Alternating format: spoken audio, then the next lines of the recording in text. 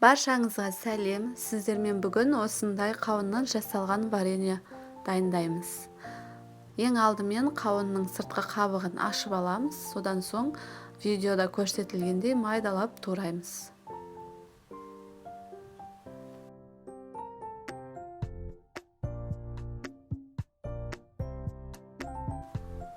Қауындарды турап болдық. Енді үлкен кастрөлге менде 6 кг қауын, оған 3 кг шекер саламыз. Ал кішісінде 3 кг қауын, оған яғни 3 кг жартысы 1,5 кг шекер салып қайнатамыз.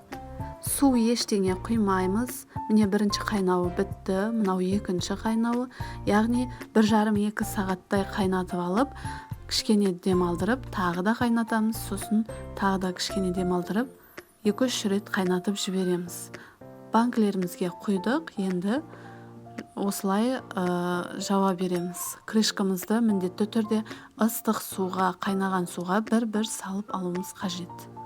Міне осындай болып шығады. Сіздермен болған Жансая.